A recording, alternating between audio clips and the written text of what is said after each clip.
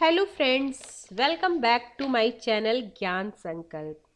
तो फ्रेंड्स, ये मेरा कंपैरेटिव पॉलिटिक्स की कंप्लीट रिवीजन सीरीज चल रही है, जिसमें मैंने बहुत सारे टॉपिक करा रखा है। आप प्लेलिस्ट बनी हुई मेरी चैनल पे, आप वो जाके देख लेना। और ये मैं जो ये कंपैरेटिव पॉलिटिक्स कवर करा रही हूँ, ये मैं यूजीसी नेट के सिलेबस के अकॉर्डिंगली करा रही हूँ। तो आज मेरा टॉपिक है लोकतांत्रिकरण, संक्रमण तथा समेकन, डेमोक्रेटाइजेशंस, ट्रांजिशंस एंड द कंसोलिडेशन। ये काफ़ी इंपॉर्टेंट टॉपिक है। इस टॉपिक से 1 से 2 क्वेश्चन आपके हर एग्ज़ाम में आने ही हैं। अगर आप किसी भी एग्ज़ाम मतलब किसी भी स्टेट का पीजीटी एग्ज़ाम दे रहे हो, या यूजीसी नेट दे रहे हो, या सेट दे रहे हो किसी स्टेट का, तो इसमें इससे 1-2 क्वेश्चन आने ही आने हैं। और इसके अलावा मेरे आपको चैनल पे 1000 क्वेश्चन सीरीज है, जो मैं यूजीसी नेट के प्रीवियस ईयर के क्वेश्चन की श्रृंखला लेके आई हूँ। वो आप देख लेना, वो आपके लिए काफ़ी हेल्पफुल रहेगा। एक मैराथन मैंने टेस्ट लिया है, जो 2023 के क्वेश्चन मैंने पूरा करा रखा है यूजीसी नेट का, तो आप प्लीज़ देख लेना। तो फ्रेंड्स, अगर आपको मेरा चैनल किसी वजह से हेल्पफुल कर रहा है, आपके प्रिपरेशन को बूस्ट कर रहा है, तो आप प्लीज़ मेरे चैनल को सब्सक्राइब कीजिए, मेरे वीडियो को लाइक कीजिए और अपने फ्रेंड में शेयर कीजिए। तो आज का हम टॉपिक स्टार्ट करते हैं। तो टॉपिक स्टार्ट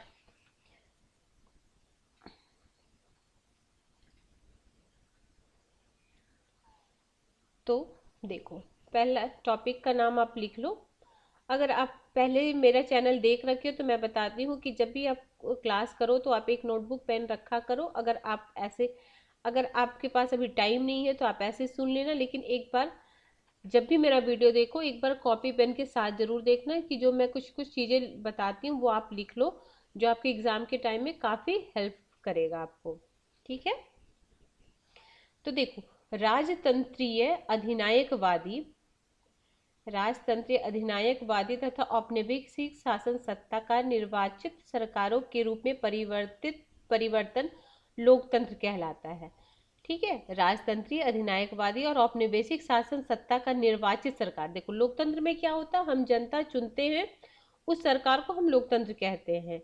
लोक मतलब जनता, और तंत्र मतलब शासन, जिसमें जनता का शासन हो, यानी जनता की सहमति के आधार पर कुछ प्रतिनिधि के द्वारा शासन किया जाता है, वो लोकतंत्र कहलाता है।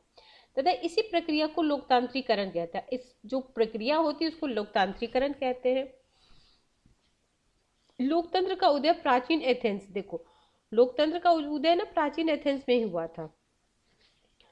461 से 322 ईसा पूर्व के बीच माना जाता है। एथेंस एथेंस यूनान का एक प्रमुख नगर राज्य था। एथेंस राज्य अरस्तु द्वारा बताए गए लोकतांत्रिक सिद्धांत के अनुसार संचालित होता था।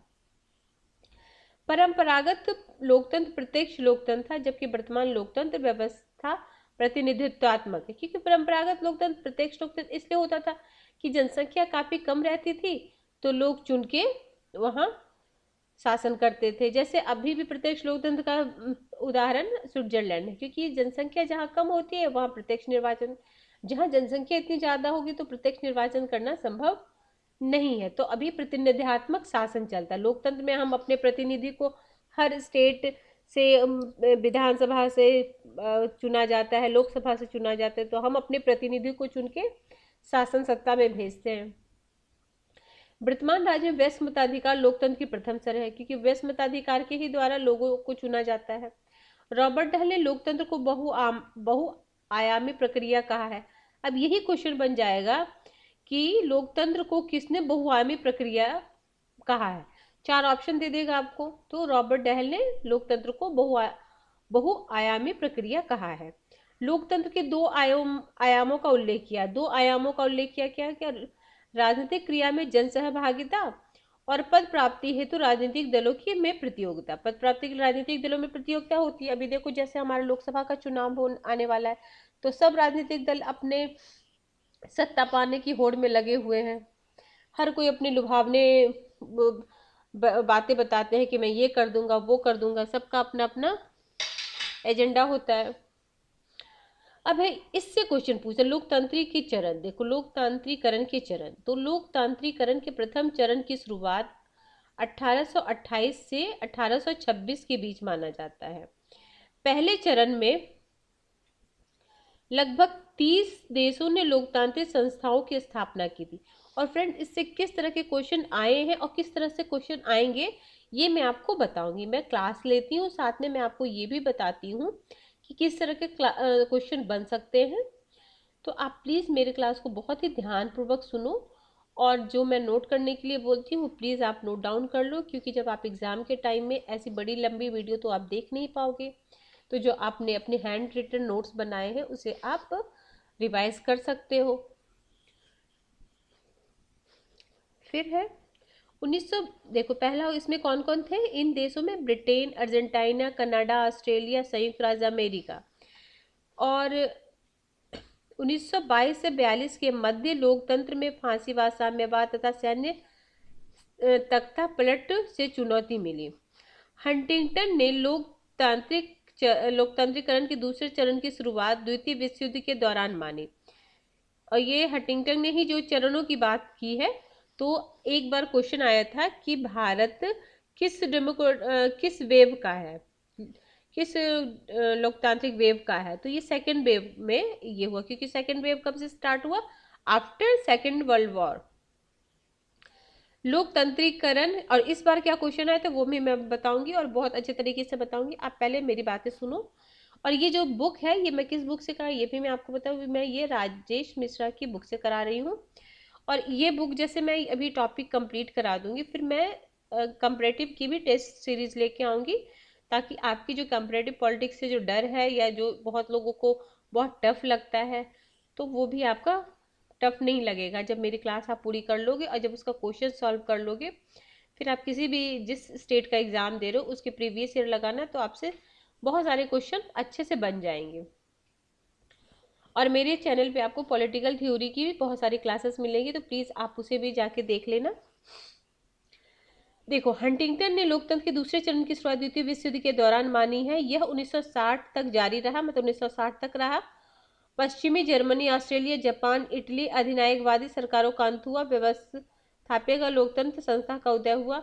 लोकतांत्रिक के तीसरे चरण, अब देखो इसी चरण में इंडिया भी स्वतंत्र हुआ था ना, आफ्टर सेकेंड वर्ल्ड वॉर। तो ऐसा क्वेश्चन नहीं बनता, लेकिन मतलब इसमें दिया हुआ नहीं है, लेकिन ये क्वेश्चन आया था और मैं बता दे रही हूँ कि जैसे जैसे देखो कुछ चीजें हिडन रहती है। तो सेकंड बोला ना, द्वितीय जो चरण है वो सेकेंड वर्ल्ड वार के बाद मानी जाती है। तो सेकेंड वर्ल्ड वार के बाद ही इंडिया इंडिपेंडेंट हुई थी, सेकेंड वर्ल्ड वार से तो पहले नहीं हुई थी। फिर है लोकतंत्रीकरण के तीसरे चरण की शुरुआत 1974 में हुई। इस दौरान दक्षिणी यूरोप में दक्षिणपंथी अधिनायक तंत्र का अंत हुआ तथा सोवियत संघ एवं पूर्वी यूरोप में साम्यवाद का पतन हुआ। द्वितीय विश्व के बाद नवोदित स्वतंत्र राज्यों ने नवीन लोकतांत्रिक व्यवस्था को अपनाया। 1947 भारत और पाकिस्तान आज़ाद हुआ के बाद 1950 के दशक में सहायक अफ्रीका, घाना, सूडान स्वतंत्र हुआ। प्रारंभ में अधिकांश नवोदित राज्यों में लोकतांत्रिक व्यवस्था को अपनाया गया। सैमुअल हंटिंगटन ने अपनी किताब in the third wave democratisation में लोकतंत्र की चरणों का उल्लेख किया है। वेव ऑफ डेमोक्रेटाइजेशन का उल्लेख किया है। उनके अनुसार लोकतंत्र के विकास का पहला चरण 1928 से 26 तक है। देखो अब इसको ना एक ऐसे बनता है। अब इस बार जो क्वेश्चन आया था, देखो मैं एक वेव बनाती हूँ। पहले फर्स्ट वेव आएगा, फर्स्ट का फिर रिवर्स वेव आएगा। तो फर्स्ट वेव आएगा आपको ऐसे, देखो एक मिनट रुक जाओ, देखो ऐसे ऐसे यहाँ से फर्स्ट वेव आया, फिर इसका रिवर्स वेव आएगा। मैं आपको थोड़ा बता देती हूँ, फिर आपको ये वाला ब्लैक क्लियर हो जाएगा। जो इस बार जो क्वेश्चन पूछा था ना उसके बारे में बता, ऐसा फिगर बना लो। तो फर्स्ट वेव, देखो मेरे कर्सर से सही से लिखा नहीं, देखो यहाँ लिखना फर्स्ट वेव। तो फर्स्ट वेव 1828 से 1926 तक, ठीक, 1828 से, मैं बोल रही हूँ आप लिख लो, 1828 से डैश करके 1926 तक। और रिवर्स वेव कब हुआ? रिवर्स वेव हुआ 1922 से लेके 42 तक, ठीक है। फिर सेकेंड वेव है, सेकेंड वेव आपको 1943 से 62 तक, 1943 से 62 तक सेकेंड वेव। और फिर सेकेंड रिवर्स वेव 1958 से 1975 तक, और थर्ड वेव 1974 से अभी तक, मतलब उसमें डैश डैश कर देना, ठीक है। और इस बार क्वेश्चन ऐसा ही पूछा था, देखो सीरियल वाइज करना था, तो first wave first reverse wave, second wave second reverse wave, ऐसे लाइन में लगाना था कि उसको कालक्रमानुसार समझाइए कि इसके बाद क्या आएगा। तो इस तरह का क्वेश्चन इस बार दिसंबर 2023 में ये क्वेश्चन आया है, ठीक है। अभी जैसे किसी बार इससे पहले एक बार पूछा था कि इंडिया किस वेव में आता है, ठीक। अब देखो सैमुअल हंटिंगटन ने अपनी किताब, ठीक है ये तो बता दिए, हाँ। फिर है लोकतांत्रिक शासन की स्थापना, जबकि 1943 से 42 लोकतंत्र के विकास का दूसरा चरण है, ठीक है। मैं बता दिए दूसरे चरण में कौन कौन, भारत इजराइल जैसे लोकतांत्रिक हुए, जबकि तीसरे चरण वर्ष 1975 के बाद, मैंने अभी बताया 75 74 हर जगह थोड़ा सा डिफरेंस है, लेकिन 74 बजे के बाद हुआ है, जिसमें पुर्तगाल स्पेन जैसे देश लोकतंत्र हुए। देखो अब ये याद रखो, अगर पूछ ले पुर्तगाल और स्पेन कब हुए थे तो 1975 का, यानी थर्ड वेव में आएंगे। जैसे देश लोकतांत्रिक हो गए, रेंस के डोरेंस प्लीट ने हंटिंगटन के वर्गीकरण को अस्वीकार किया। अब किसने, ये भी क्वेश्चन बन सकता है, तो हंटिंगटन की जो वर्गीकरण है उसको किसने नकारा है, तो डोरेंस और प्लिंट ने नकारा है, ठीक है। सोवियत संघ के विघटन के बाद लोकतंत्र के विकास का चौथा चरण शुरू हुआ। अच्छा, इसके बाद चौथा चरण स्टार्ट हुआ जब 1991 के बाद, 1991 के बाद चौथा चरण हो गया। सुनील खिलानी ने अपनी बुक, इनकी बुक का नाम याद रखना, an idea of India, Sunil Khilnani का, जैसे 4 बुक दे देते हैं उसमें थिंकर का नाम दे देते, उसमें ये सब आता, तो सुनील खिलानी की बुक का क्या नाम है, एन आइडिया ऑफ इंडिया में लिखा है कि भारत में लोकतंत्र अमेरिका और फ्रांसीसी क्रांति के बाद लोकतंत्र का सर्वाधिक बड़ा प्रयोग है। रामचंद्र गुहा ने कहा, भारत में पहला निर्वाचन विश्व के लोकतंत्र की सबसे बड़ा प्रयोग था। अब है गाइडेड डेमोक्रेसी, तो द्वितीय विश्व युद्ध के बाद इंडोनेशिया में निर्देशित लोकतंत्र का प्रयोग किया गया। इसके अनुसार तत्कालीन शासकों सुकर्णो ने यह कहा कि पश्चिमी लोकतंत्र एशियाई देशों के अनुकूल नहीं है। उन्होंने शासक की प्रभावशाली शक्ति का समर्थन करते हुए कहा कि शासन की स्थायित्व के लिए शासन का शक्तिशाली होना आवश्यक है। उन्होंने कहा कि सभी दलों को शासक के अधीन होना चाहिए और सरकार के द्वारा सेना और आम जनता पर भी प्रभावी नियंत्रण स्थापित किया गया। अस्थायित्व के नाम पर व्यक्ति की स्वतंत्रता को सीमित किया गया। फिर है लोकतंत्र, ये देखो लोकतंत्र का विकास एक दूसरे के विरोधी एक दूसरे के अनुकूल है, ठीक है, ये अमरसेन बोलते हैं। लोकतंत्र और विकास, तो सिंगापुर के पूर्व प्रधानमंत्री ली क्वाइन ने कहा कि लोकतंत्र और विकास एक दूसरे के विरोधी हैं। विकास के हित में लोकतंत्र को सीमित करने की आवश्यकता है। उन्होंने सिंगापुर में एक दलीय शासन की स्थापना की, तो सिंगापुर में क्या एक दलीय शासन की स्थापना है। सिंगापुर में प्रति व्यक्ति आय विश्व की सर्वाधिक तीव्र गति से बढ़ रही है और सिंगापुर विकसित श्रेणी के देशों में शामिल है। अमर्त्य सेन का मानना है कि लोकतंत्र और विकास एक दूसरे के अनुकूल है, ठीक है। उनके अनुसार विकास का अभिप्राय केवल अर्थव्यवस्था का विकास नहीं अपितु मानवीय क्षमताओं का विकास है। लोकतांत्रिक शासन मानवीय क्षमताओं के विकास में सहायक होता है और लोकतंत्र में अकाल की घटना नहीं होती। अस्थायी लोकतंत्र, लोकतंत्र शासन अपनाना अत्यधिक आसान है। वर्ष 1992 में थाईलैंड में लोकतंत्र की स्थापना हुई। वर्ष 2011 में अरब स्प्रिंग के बाद मिस्र में लोकतांत्रिक शासन स्थापित हुआ, परंतु इन देशों में लोकतंत्र स्थायी नहीं है अपितु लोकतांत्रिक शासन को समाप्त करके तानाशाही शासन की स्थापना कर दी गई। पाकिस्तान में लोकतांत्रिक शासन को बार बार सेना द्वारा अपदस्थ किया गया। विकासशील देशों में भारत एक स्थायी लोकतांत्रिक देश माना जाता है। इसके अतिरिक्त ब्रिटेन, फ्रांस, अमेरिका जैसे विकसित देशों में लोकतंत्र सदैव अस्थायी माना जाता है।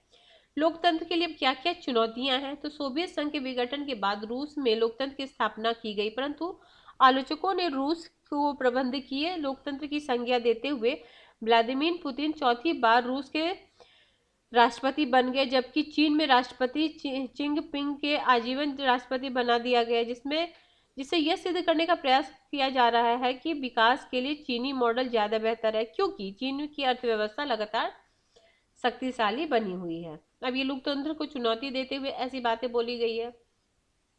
अब है डेमोक्रेटिक ट्रांजिशन। तो सैमुअल हंटिंगटन ने कहा कि राजनीतिक संस्थाकरण लोकतंत्र के विकास के लिए आवश्यक है। संस्थाकरण के अभाव में लोकतंत्र का क्षरण हो जाता है। हंटिंगटन के अनुसार सामाजिक आकांक्षाओं की पूर्ति राज्य के द्वारा करने से लोकतंत्र अस्थायी बनता है। लोकतांत्रिकरण की प्रक्रिया। मध्य यूरोप में लोकतांत्रिकरण। तो मध्य यूरोप में राजनीतिक एवं आर्थिक सुधार के कई प्रयास हुए हैं। 1953 में जर्मन लोकतांत्रिक गणराज्य में राजनीतिक सुधार का प्रथम प्रयास हुआ। 1956 में हंगरी में सुधार का प्रयास किया गया। मिखाइल गोर्बाचोव के नेतृत्व में 1985 से 1991 के मध्य सोवियत संघ में राजनीतिक एवं आर्थिक व्यवस्था में सुधार का प्रयास किया गया। अफ्रीका में लोकतांत्रिकरण। अफ्रीका के लोकतांत्रिकरण की प्रक्रिया अत्यधिक जटिल रही। ऐतिहासिक रूप से लोकतंत्र की जीत हुई, किंतु उसका मार्ग अत्यधिक कठिन था। लोकतंत्र के समकालीन संघर्ष को 3 चरणों में बांटा जा सकता है। कौन कौन 3 है? निर्देशित लोकतांत्रिकरण एवं उपनिवेशिक अंत। दूसरा है उत्तर औपनिवेशिक काल में राज्य पूंजीवाद का विस्तार। तीसरा है आर्थिक संकट का समय, जिसने पुनर्लोकतांत्रिक पर दबाव उत्पन्न किया। पूर्वी एशिया में लोकतांत्रिकरण। तो 1970 के दशक में पूर्वी एशिया में लोकतांत्रिकरण प्रारंभ हुआ। फिलीपींस में रक्तहीन जनशक्ति आंदोलन द्वारा अधिनायक फर्डिनेंड मार्कोस की बर्खास्तगी के साथ 1986 में लोकतांत्रिकरण पूर्वी एशिया में आरंभ हुआ। 1990 में मंगोलिया में बहुदलीय लोकतंत्र को अपनाया। 1991 में कंबोडिया ने लोकतंत्र का शासन अपनाया। 1992 में थाईलैंड ने लोकतंत्र को पुनर्स्थापित किया। ठीक है फ्रेंड्स, आप बस सुन लो, जो जो ये सब याद रखना।